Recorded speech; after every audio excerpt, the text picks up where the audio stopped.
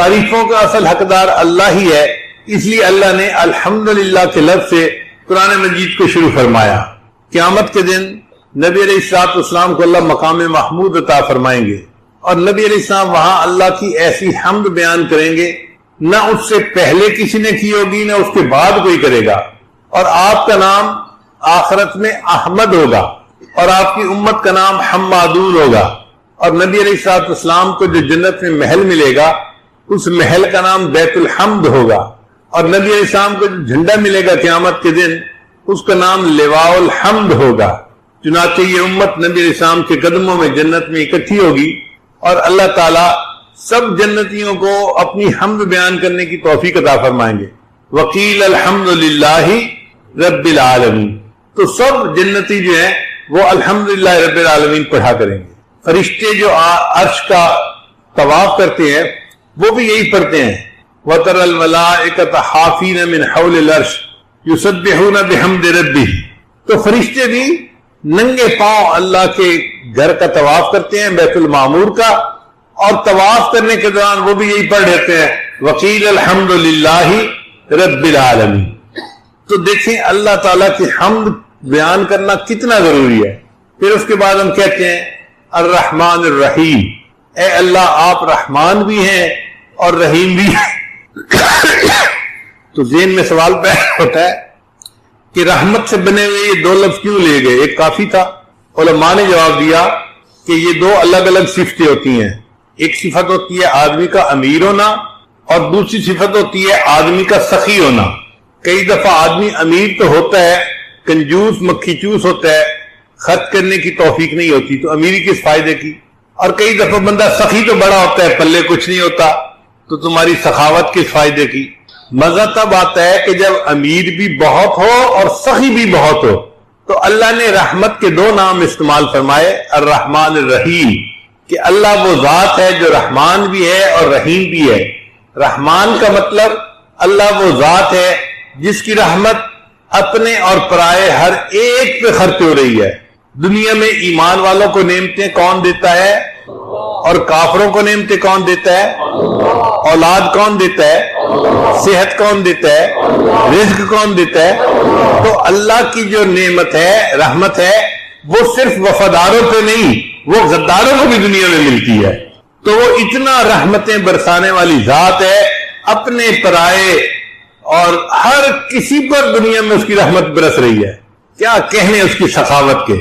اور الرحیم وہ ذات ہے کہ جس کی خزانے کی رحمتیں بھی بے انتہا ہیں، تو رحمتیں بھی بے انتہا ہیں اور خرچ بھی بے انتہا ہو رہی ہیں۔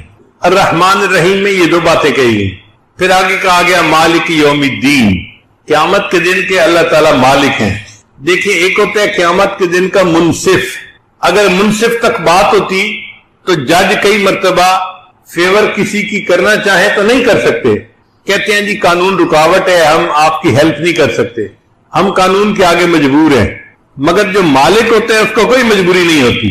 تو اللہ آپ قیامت کے دن کے صرف منصف ہی نہیں، آپ تو قیامت کے دن کے مالک بھی ہیں، جس کو چاہیں گے بغیر کسی علت اور وجہ کے اپنی رحمت سے معاف فرما دیں گے، بلکہ اس کے گناہوں کو آپ نیکیوں میں تبدیل فرما دیں گے، آپ کو کوئی پوچھنے والا نہیں۔ جب یہ باتیں کر لی تو اس کے بعد ایاک نعبد و ایاک نستعین، اللہ ہم آپ کی ہی عبادت کرتے ہیں اور آپ ہی سے مدد مانگتے ہیں۔ یہ جو ہے نا آپ کی ہی عبادت کرنے، یہ بڑا ضروری۔ اللہ شرک کو پسند نہیں کرتے، چنانچہ کوئی بندہ یہ نہیں کہہ سکتا اللہ آپ کی بھی عبادت کرتے ہیں اور آپ سے بھی مدد چاہتے ہیں۔ اللہ فرماتے نہیں، مجھے یہ نکتہ گوارا نہیں ہے۔ اچھا ایک بات سنیے، اگر کسی آدمی کو اس کی بیوی یوں کہے میں آپ کی بھی بیوی ہوں، تو کیا خاوند اس کو برداشت کر لے گا؟ وہ کہے گا نہیں۔ تم یوں کہو میں آپ ہی کی بیوی ہوں، یہ نکتہ مجھے برداشت نہیں ہے۔ ایک انسان ہے، اس کی غیرت اس شرک کو برداشت نہیں کرتی، تو اللہ تعالیٰ ہیں، وہ بھی اس غیرت کی وجہ سے شرک کو برداشت نہیں کرتے۔ فرماتے ہیں میں ہر گناہ کو معاف کر دوں گا، شرک کے گناہ کو کبھی معاف نہیں کروں گا۔ اس لیے فرمایا اے اللہ ہم آپ کی ہی عبادت کرتے ہیں اور آپ ہی سے مدد مانگتے ہیں۔ کون سی مدد مانگتے ہیں؟ اہدنا الصراط المستقیم، اللہ میں سیدھے راستے کی رہنمائی کر دیجیے، کیونکہ دنیا میں ہمیں سیدھے راستے کی رہنمائی کی ہر وقت ضرورت ہے۔ تو آپ دیکھیے کہ سورہ فاتحہ میں کتنے خوبصورت مضامین کو اکٹھا کر دیا گیا، ان کو پڑھتے ہوئے بھی انسان حیران ہو رہا ہے کہ میں اللہ سے کیسی ہم کلامی کر رہا ہوں، اور اللہ سے یہ روز کا معمول بنا، ایک دفعہ گناہ کیا، 2 دفعہ کیا، 1000 دفعہ کیا، 1,00,000 دفعہ کیا، جتنا مرضی کیا، بس یہ معمول شروع کر دیں کہ روزانہ گناہ کریں، فرق نہیں پڑتا، صرف 2 رکعت توبہ پڑھ کے اللہ سے دعا مانگنے کی نیت کر لیں، اور یہ روز پڑھیں، نیت رکھیں کہ میں نے گناہ چھوڑنا ہے۔ آپ اس کی برکت دیکھنا، چند دنوں کے اندر اللہ تعالی دل کے اندر اس گناہ سے نفرت کر دیں گے، اور اس گناہ کے ماحول سے آپ کو اپنی رحمت کے ساتھ اللہ نکال دیں گے۔ جو لوگ کہتے تھے نا کہ ہم قسم کھا سکتے تھے کہ ہم اس گناہ کو نہیں چھوڑیں گے، اللہ نے 2 رکعت اس معمول کو بنانے پر اس گناہ سے بھی جان چھڑوا دی۔ حتیٰ کہ یورپ کے ماحول میں بعض شرابی کہنے لگے جی ہم چھوڑنا چاہتے ہیں لیکن یہ زندگی کا اب حصہ بن گئی ہے، ہم چھوڑ نہیں سکتے۔ ہم نے کہا 2 رکعت نفل پڑھنا شروع کر دو۔ ڈائریکٹ اس کو کہنا کہ چھوڑ دو یہ اس کے لیے بوجھ ہوتا ہے، آپ اس کو کوئی ڈویبل چیز بتائیں جو وہ کر سکتا۔ ہم نے کہا بھئی ہم تو آپ کو یہ کہہ رہے ہیں کہ 2 رکعت نفل روزانہ باقاعدگی سے پڑھو، توبہ کی نیت سے پڑھو، اور روز دعا مانگو، بس اتنا کام کر لو۔ اس نے کہا یہ تو میں ساتھ کر لوں گا۔ اب شراب بھی پی رہا ہے، توبہ کے نفل بھی پڑھ رہا ہے، شراب بھی پی رہا ہے، توبہ کے نفل بھی پڑھ رہا ہے، مگر یہ چیز زیادہ وقت چل نہ سکی۔ کچھ ہی عرصے کے بعد اللہ نے بالآخر اس کو توبہ کی توفیق عطا فرما دی۔ ہمارے پاس کئی نوجوان آئے، حضرت ایک لڑکی کے ساتھ ایسا تعلق بن گیا ہے کہ میں اس کے بغیر نہیں رہ سکتا، اور شرعی تعلق بھی نہیں، غلط تعلق ہے، بھائی نفل پڑھو۔ حضرت نے نفل تو پڑھوں گا، تعلق نہیں چھوڑتا۔ ہم نے کہا بھائی ہم نے تعلق چھوڑنے والی تو بات ہی نہیں کی، ہم نے تو سننے کے بعد کہ آپ اس تعلق میں گرفتار ہیں، آپ ایک دوائی دی ہے، بس آپ اس کو استعمال کریں، پھر اس کی جو تاثیر ہوگی وہ آنکھوں سے دیکھنا۔ الحمدللہ کہ چند ہی دنوں میں یہ 2 رکعت صلاۃ التوبہ جو بندہ پڑھ لیتا ہے، اللہ اس کی برکت سے دل کی دنیا کو بدل کر دے۔ تو جو نوجوان یہ سوچے کہ جی میں گناہ کرتا ہوں چھوڑ نہیں سکتا، تو بھائی وہ یہ سوچے کہ میں نہیں چھوڑ سکتا، میرا پروردگار تو مجھ سے چھڑوا سکتا ہے نا۔ تو اگر اللہ تعالی ہم سے چھڑوا سکتے ہیں تو ہم 2 رکعت نفل تو شروع کر دینا، پھر اس 2 رکعت کی برکت دیکھنا، مانگیں اللہ سے۔ بھلے شروع میں لگے کہ میں دکھاوا کر رہا ہوں، ریاکاری کر رہا ہوں، چھوڑنے کا تو اندر ارادہ نہیں، اور پیر صاحب کو خوش کرنے کے لیے میں نے ہاں کر دیا تھا، بالکل فکر نہ کریں، کرنا شروع کر دیں۔ نماز ہے، ان الصلاۃ تنہی عن الفحشاء والمنکر، قرآن مجید کی مہر لگی ہوئی ہے اس کے، آپ عمل کر کے تو دیکھیں اس کے۔ تو اللہ رب العزت بالآخر بندے کے دل میں گناہوں سے نفرت ڈال دیتے ہیں، اور جب اللہ تعالیٰ کی مہربانی ہو جاتی ہے پھر اللہ تعالیٰ گناہوں کو بھی نیکیوں میں تبدیل فرما دیتے ہیں۔ وہ چشم محبت تو جو آئے محبت ہے، وہ چشم محبت تو جو آئے محبت، جو آئے محبت کا مطلب محبت کی متلاشی، وہ چشم محبت تو جو آئے محبت ہے، کر کے تو کوئی دیکھے یارانہ ذرا ان سے۔ سننے سے بھی فائدہ ہوتا ہے اور ساتھ ساتھ انسان اس کو دیکھے تو ڈبل فائدہ ہو جاتا ہے، اور اگر کاغذ پینسل ساتھ ہو اور کوئی نقطہ اچھا سمجھ میں آئے یا اچھا لگے تو اس کو نوٹ بھی کر لیا کریں۔ فقط کان سے سنتے رہنا تھوڑا فائدہ ہے، سننا اور دیکھنا اس سے زیادہ فائدہ ہے، پھر دیکھنا اور سننا اور اس کے بعد اس کو قلم بند کرنا، اس میں فائدہ تام ہو جاتا ہے۔ امید ہے کہ کل سے آپ حضرات اس طرح سے درس سنیں گے۔ انسان جب کوئی بات کرتا ہے تو گفتگو میں عام طور پہ کوئی ربط ہوتا ہے، تسلسل ہوتا ہے۔ پاگل آدمی ہوتا ہے جو بے ربط باتیں کرتا پھرے، جو عقل مند انسان ہے اس کی باتوں میں ہمیشہ ایک اس لیے کہتے ہیں کہ فعل الحکیم لا یخلو عن الحکمہ، دانا کا کام دانائی سے خالی نہیں ہوتا، تو دانا کی جو باتیں ہوتی ہیں وہ بھی بڑی دانائی والی ہوتی ہیں۔ اس لیے علماء نے لکھا ہے کہ کلام الملوک ملوک الکلام، جو بادشاہوں کا کلام ہوتا ہے وہ کلاموں کا بادشاہ ہوا کرتا ہے، تو اللہ تعالیٰ تو کائنات کے شہنشاہ ہیں، ان کا کلام تو پھر ساری دنیا کے کلاموں کا شہنشاہ ہے۔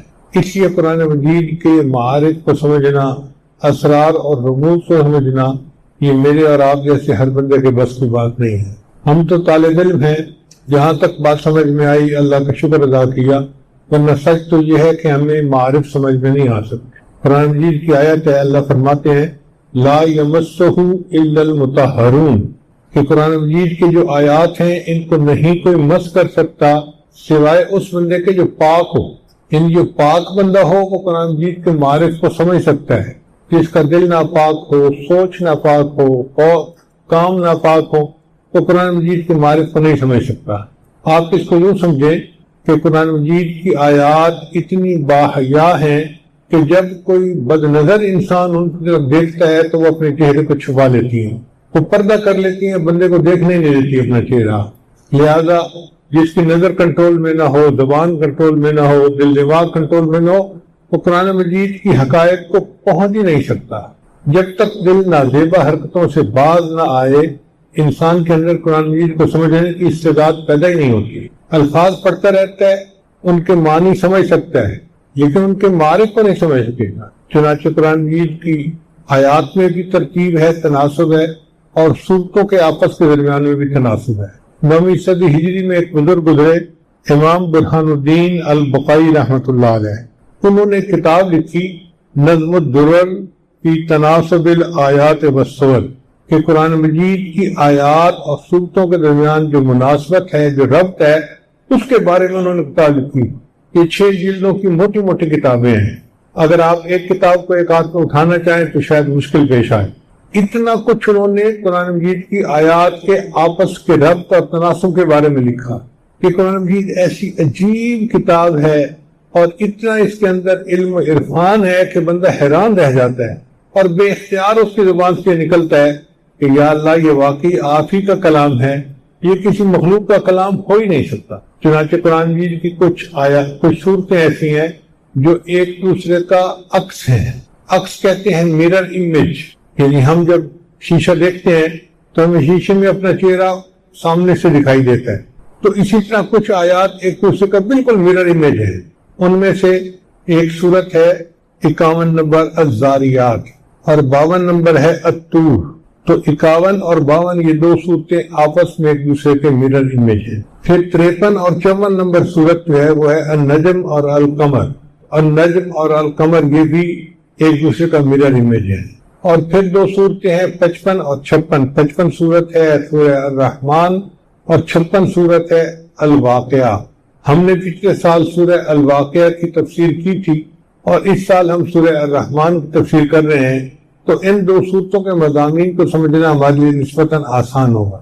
یہ دونوں صورتیں ایک دوسرے کا میرر امیج ہے۔ میرر امیج سے کیا مراد ہے، ذرا اس کو اچھی طرح سمجھ لیجئے کہ سورہ الرحمن میں 5 مضامین بیان کیے گئے ہیں، اور سورہ واقعہ میں بھی وہی 5 مضامین بیان کیے گئے ہیں، مگر ترتیب الٹی ہے، ترتیب معکوس ہے۔ کیا مطلب کہ 1 2 3 4 5، اور اگلی صورت میں ترتیب ہے 5 4 3 2 اور 1، ایک دوسرے کا میرر امیج ہو گئی ہے۔ اب غور کیجئے، سورہ الرحمن میں سب سے پہلا مضمون قرآن مجید کے بارے میں ہے، الرحمن علم القرآن، تو یہ پہلا مضمون ہوا۔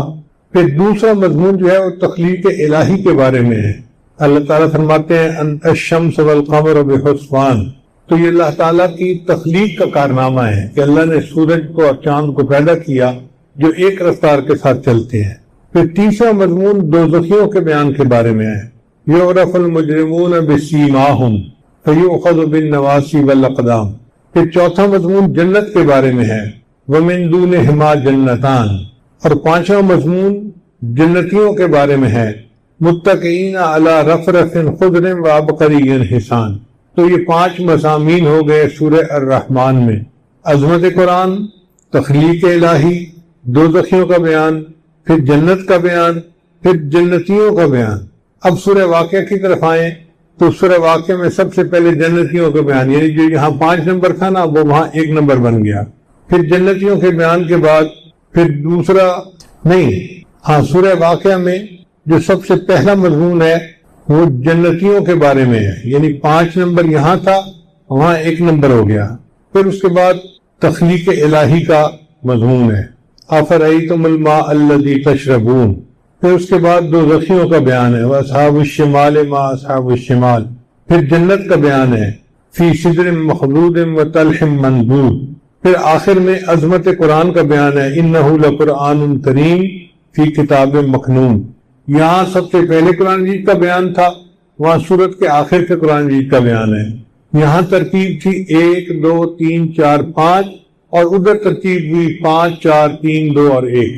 تو دونوں صورتیں مضامین کے اعتبار سے ایک دوسرے کا مرر امیج بن گئی۔ پھر جو قرآن مجید کی آیات ہیں ان کے آپس کے اندر بھی بہت تناسب ہے اور ربط ہے۔ اگر کبھی اسرار کھلے تو ہم حیران ہو جائیں کہ یا اللہ، یہ آپ کا کیسا عجیب کلام ہے کہ جس کے اندر اتنی گہرائی ہے۔ لیکن جس طرح نابالغ بچہ بلوغ کی لذتوں سے واقف نہیں ہوتا، اسی طرح ہم روحانی طور پہ نابالغ ہیں، ہم قرآن مجید کے علوم و معارف کی لذتوں سے ناواقف ہیں۔ ہمارے لیے آدھا پارہ پڑھنا سننا مشکل ہوتا ہے، اور جن کے دل لذت لیتے ہیں تو وہ تو ماشاءاللہ پوری رات قرآن مجید پڑھا کرتے تھے۔ سیدنا عثمان غنی اللہ عنہ فرمایا کرتے تھے، لو طہرت قلوبکم ما شبعتم من کلام ربکم۔ اگر تمہارے دل پاکیزہ ہوتے تو تمہارے دل قرآن پڑھنے سے کبھی بھی نہ بھرتے۔ تمہارا دل چاہتا میں پڑھتا رہوں۔ اس کی مثال ایسے ہے کہ جیسے چھوٹے بچے چوئنگم چباتے ہیں۔ اب 2 منٹ کی بات نہیں ہوتی، گھنٹوں وہ چباتے رہتے ہیں اور ان کا دل ہی نہیں بھرتا۔ آپ ان کو روکیں کہ منہ ہلانا بند کرو، وہ نہیں ہلائیں گے، وہ منہ نہیں بند کریں گے۔ کھانا چھوڑ دیں گے، چوئنگم نہیں چھوڑیں گے، ان کو مزہ آتا ہے۔ اسی طرح جن کو قرآن مجید کی آیات کا مزہ آتا ہے، ان کا دل چاہتا ہے کہ ہم قرآن مجید پڑھتے رہیں، سنتے رہیں۔ اس کی مثال یوں سمجھیں کہ جیسے ایک تھکا ہوا بندہ پسینے میں شرابور گرمی کے موسم سے گھر واپس لوٹتا ہے اور بیوی اس کو آئس کریم دیتی ہے، تو اس وقت اس کو آئس کریم کھانے کا مزہ زیادہ آتا ہے، ہر لقمہ کھانے کا مزہ عجیب ہوتا ہے۔ بالکل قرآن مجید کی یہی مثال ہے کہ جب انسان کو پڑھنے بیٹھتا ہے تو ہر آیت کے پڑھنے کا مزہ جدا ہوتا ہے، اور دل یہ چاہتا ہے کہ بس بندہ پڑھتا ہی رہے، دل ہی نہیں بھرتا۔ بدن تھک جاتا ہے، دل نہیں تھکتا، دل چاہتا ہے کہ کاش اور پڑھتے۔ چنانچہ حدیث پاک میں آتا ہے کہ سیدہ فاطمہ زہرا رضی اللہ تعالی عنہا، انہوں نے ایک رات قرآن مجید 2 رکعت کی نیت باندھی اور خوب تلاوت کی، حتیٰ کہ تلاوت کرتے کرتے جب سلام پھیرا تو دیکھا کہ فجر کا وقت قریب ہے، تو دعا کے لیے ہاتھ اٹھائے اور رونے بیٹھ گئی کہ یا اللہ، میں نے جو 2 رکعت کی نیت باندھی تھی، میری 2 رکعت میں تیری ساری رات ہی ختم ہو گئی۔ ان کو راتوں کے چھوٹے ہونے کا شبہ ہوتا تھا کہ رات اتنی چھوٹی ہے، 2 رکعت میں رات ختم ہو جاتی ہے، اتنا ان کو قرآن مجید پڑھنے میں مزہ آتا تھا۔ چنانچہ یہ تو بات تھی صورتوں کے درمیان ربط کی اور تناسب کی۔ اب آیات کے اوپر آ جائیے۔ قرآن مجید کی جو آیات ہیں ان میں آپس میں بھی ربط ہے، یعنی اگر کوئی صورت شروع ہوتی ہے نا تو اس کی ابتدا کا جو گزری صورت ہے اس کی انتہا کے ساتھ ایک ربط ہوتا ہے، پھر اس کی انتہا کا آنے والی صورت کے ساتھ ایک ربط ہوتا ہے، پھر آیتوں کا آپس میں ربط ہوتا ہے کہ پہلے یہ آیت آئی، پھر یہ آیت آئی، پھر یہ آیت آئی، پھر یہ آیت آئی۔ چنانچہ آپ نے انگوٹھی دیکھی ہوگی، وہ کس طرح بنی ہوتی ہے کہ درمیان میں ایک موٹا اس کا سٹون ہوتا ہے، پریشس سٹون ہوتا ہے، ڈائمنڈ ہوتا ہے، اور دونوں طرف اس کے ڈیزائن بنا ہوتا ہے، ایک طرف ایک سائڈ پہ، دوسری طرف دوسری سائڈ پہ۔ وہ جو ڈیزائن ہے نا دونوں سائڈ کے، وہ ایک دوسرے کے برعکس ہوتے ہیں، معکوس ہوتے ہیں۔ جو خوبصورت انگوٹھیاں ہیں وہ عام طور پر ایسے ہی بنی ہوتی ہیں۔ ایک گلے کا ہار ہوتا ہے، اس کو نیکلس کہتی ہیں عورتیں، وہ نیکلس بھی اسی طرح بنتا ہے۔ فرض کرو پرل کا ایک نیکلس بنا ہوا ہے، پرل کہتے ہیں موتی کو، تو چھوٹے موتی سے بننا شروع ہوگا اور پھر وہ موتی آہستہ آہستہ بڑے ہوتے جائیں گے حتیٰ کہ ایک جگہ آ کر درمیان میں ایک بڑا موتی لگے گا، یا ٹکا جس کو ہم کہتے ہیں، درمیان میں سینٹرل پیس جو ہوتا ہے وہ لگتا ہے، اور پھر وہ اسی طرح موٹے پتلے ہوتے ہیں، دوسری سائڈ پہ چلے جاتے ہیں۔ تو اس کو رنگ نیکلس تھیوری کہتے ہیں، RN تھیوری۔ یہ قرآن مجید کی آیات کے تناسب میں ایک نئی چیز ہے جس پر تھوڑا کام ہوا ہے، کاش کے زیادہ کام ہوتا تو اور مزہ آتا ہے۔ آج ہم نے اس میں کوشش کی کہ پورے قرآن کی صورتوں کو رینج تھیوری کے مطابق جو ہے وہ تفصیل اس کی بتائیں. تو وہ اس نتیجے پر پہنچے کہ پورے قرآن مجید کے 19 مضامین بنتے ہیں. کتنے مضامین بنتے ہیں؟ 19. ان میں سے ایک مضمون جو سورہ یاسین ہے، جس کو نبی علیہ السلام نے فرمایا کہ سورہ یاسین قرآن مجید کا دل ہے، وہ اصل ٹکا ہے. پھر اس کے بعد رہ گئے 18. تو 9 مضمون اس سے پہلے ہیں اور 9 مضمون اس کی بعد کی صورتوں میں ہیں، گروپ ہیں. جس طرح 9 گروپ پہلے ہیں اسی طرح 9 گروپ بعد ہیں، مگر وہی ترتیب معکوس ہے ایک دوسرے کے ساتھ، اور درمیان میں سورہ یاسین ہے. اب پتہ چلا کہ سورہ یاسین کی اہمیت کیوں ہے کہ ہر روز اس کی تلاوت کرتے ہیں. نبی صاحب نے فرمایا جس نے سورہ یاسین دن کے شروع میں پڑھ لی، اللہ تعالیٰ اس کے پورے دن کے کاموں میں اس کی مدد فرماتا ہے. اس لیے مرنے والے بندے کے پاس سورہ یاسین پڑھتے ہیں. کیوں؟ کہ سورہ یاسین پورے قرآن مجید کا لب لباب بنتا ہے. تو پورے قرآن مجید کی آیات بھی ایسے لگتی ہیں جیسے ایک سجا ہوا زیور تھا جس کو اللہ نے ہمارے سامنے رکھ دیا. تو دل خوش ہوتا ہے پڑھ کے اور سمجھ کے کہ یا اللہ آپ بھی بڑے ہیں اور آپ کا کلام بھی بڑا ہے اور آپ نے ہم پر مہربانی کی. ہم طالب علموں کو اپنے کلام کو پڑھنے کی اور سمجھنے کی توفیق عطا فرما دی. آج کے دن تک اتنا ہی مضمون بیان کرنا تھا. امید ہے آپ اس کو یاد کر لیں گے. ہم آئندہ اگلی آیات کی تفسیر بھی کرتے رہیں گے اور پچھلے مضمون کی روزانہ دہرائی بھی کرتے رہیں گے. آپ لوگوں کی جان نہیں چھوٹنی. بہتر یہ ہے کہ آپ اس کو یاد کر کے آئیں. کل آپس میں ایک دوسرے کے ساتھ اس کا تکرار بھی کریں اور جب کل آئیں تو پچھلا مضمون پورا ازبر ہو. اگر کوئی نقطہ سمجھ میں نہ آئے تو شیخ لذیذ صاحب موجود ہیں، ان سے پوچھ لیں. اور اگر مزید سمجھ میں نہ آئے تو میں بھی قریب ہی ہوں، کوئی بندہ میرے پاس بھی آ کے پوچھ سکتا ہے.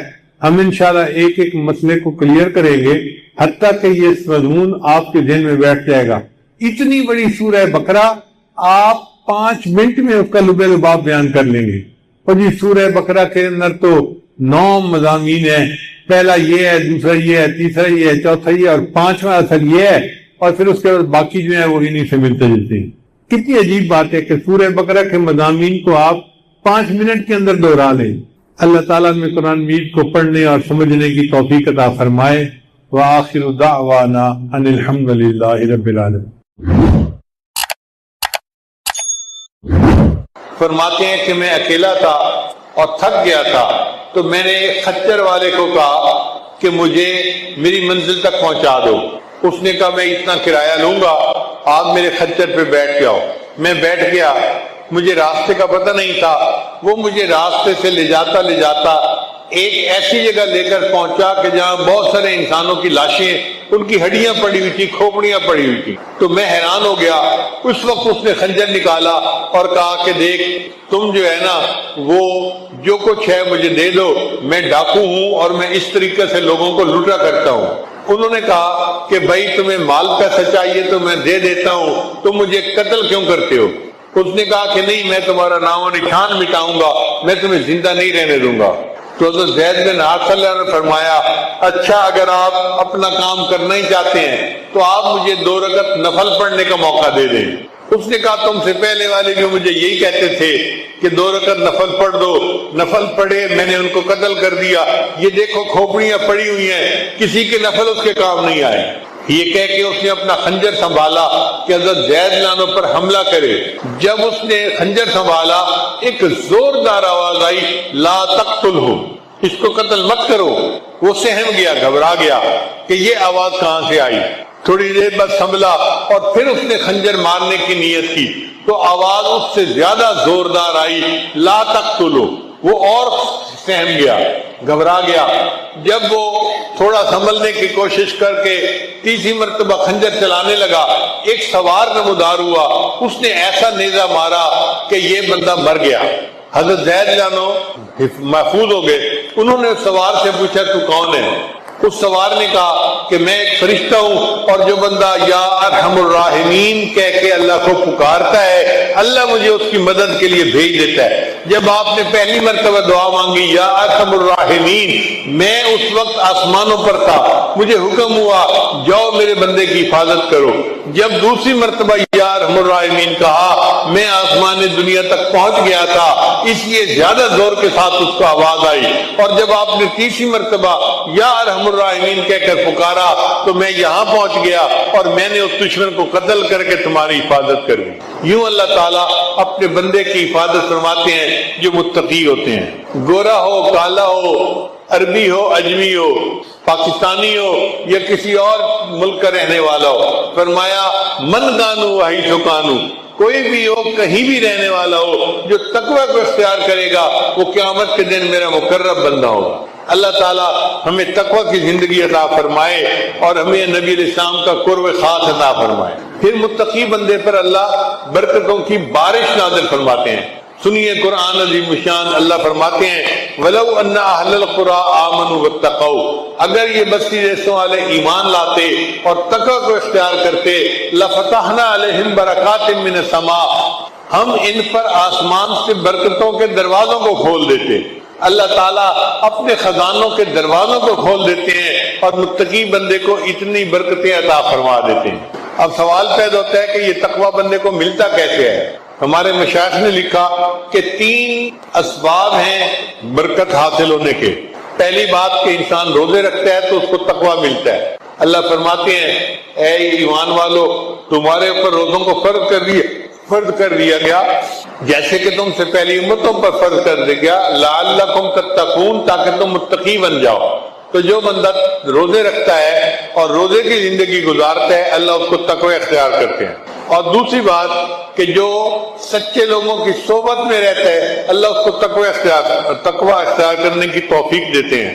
یا ایھا الذین آمنوا اتقوا اللہ وکونوا مع الصادقین، اے ایمان والو تقوی اختیار کرو اور سچوں کی صحبت میں رہو، یہ سچوں کی صحبت تمہیں متقی بنا دے گی۔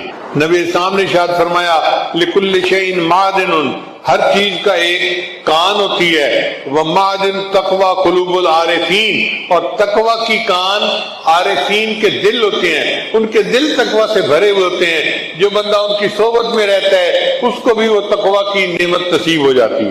اور تیسرا سبب ہوتا ہے کہ انسان اللہ سے دعا کرے اور تقوی مانگے۔ نبی اسلام نے دعا سکھائی اللہم انی اسألک الہدی والتقی والعفاف والغنی۔ چنانچہ متقی بندے کے ساتھ اللہ کی مدد ہوتی ہے۔ اللہ کے کرم کا کیا کہنا، آپ اندازہ لگائیے فرعون بیعون جو خدائی کا دعویٰ کرتا تھا، جو ظالم بادشاہ تھا، اس نے بنی اسرائیل کے ہزاروں بچوں کو قتل کروایا۔ ایسا قاتل اور ظالم بادشاہ ایک مرتبہ پھنس گیا، قحط آ گیا، دریا نیل کا پانی خشک ہو گیا اور اب کوئی صورت نظر نہیں آتی تھی۔ چنانچہ لوگوں کے نمائندے بادشاہ کے پاس آئے اور کہنے لگے جی آپ تو خدائی کے دعوے کرتے ہیں اور ہم پانی کو ترس رہے ہیں اور پانی نہیں ہے، آپ کوئی انتظام کریں کہ ہمیں پانی مل جائے۔ فرعون نے ان سے وعدہ کر لیا کہ 1 ہفتے بعد پانی آ جائے گا اور یہ قحط ختم ہو جائے گا۔ اب دن گزرتے گئے، کہتے ہیں کہ جب 2 دن باقی رہ گئے تو فرعون کو فکر ہوئی کہ پانی نہ آیا تو میری تو خدائی کا جھوٹا دعویٰ اس کی کلی کھل جائے گی اور میں لوگوں کے سامنے جھوٹا پڑ جاؤں گا۔ اب کروں تو کیا کروں؟ فرعون اپنے گھر سے نکلا، سر پہ تاج نہیں تھا، پاؤں میں جوتے نہیں تھے، اسی طرح اکیلا رات کی تاریکی میں دریا نیل کے پاس آ گیا، کیونکہ گھر قریب تھا۔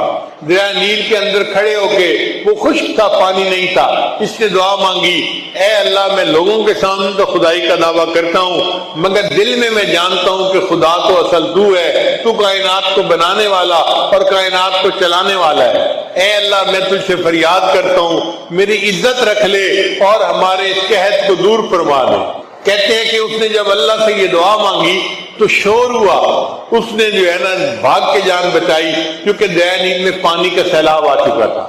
اب اندازہ لگائیے کہ فرعون جیسے ظالم کی دعا اللہ اگر کبھی مبارکہ میں آتا ہے، جو بندہ آیت الکرسی رات کو پڑھ لیتا ہے اللہ تعالیٰ اس کی حفاظت فرماتے ہیں، اس کے گھر والوں کو بھی حفاظت فرماتے ہیں اور اس کے پڑوسیوں کی بھی حفاظت فرماتے ہیں۔ سبحان اللہ، کیا خوبصورت عمل ہے کہ بندے کی بھی حفاظت ہوتی ہے، اہل و عیال کی بھی، اور قریب کے گھر والوں کی بھی حفاظت ہو جاتی ہے۔ اس لیے اس عمل کو بہت اہتمام سے کرنے کی ضرورت ہے۔ جو اکثر عامل لوگ بتاتے ہیں یا جس کی وجہ سے عامل لوگ الٹا لوٹتے ہیں لوگوں کو اور ان کے عقیدے خراب کرتے ہیں۔ ہمارے حضرت رحمت اللہ علیہ وہ اعمال بتاتے تھے، ان کا بھی بتانا ضروری ہے تاکہ ماں کو پتہ ہو کہ ان اعمال کے کرنے سے کیا کیا فائدہ ہوتا ہے۔ ہم جہاں جسمانی دوائیوں سے فائدہ اٹھائیں گے وہاں قرآن کے ان اعمال سے بھی فائدہ اٹھائیں۔ ہمارے حضرت رحمت اللہ علیہ فرماتے تھے کہ جب کبھی رات کو نکلنا ہو ویرانے میں، جنگل میں، اور یہاں تو جنگل میں جانے کا بہت زیادہ رواج ہے، تو فرمایا کرتے تھے کہ شام سے پہلے اگر پڑھ لیا جائے چند مرتبہ سلام علی نوح فی العالمین، سلام علی نوح فی العالمین، تو اللہ تعالیٰ سنیک بائٹ سے یا اسکارپین کی بائٹ وغیرہ سے بندے کی حفاظت فرماتے ہیں۔ پھر ایک عمل ہے کہ دشمن کا خوف۔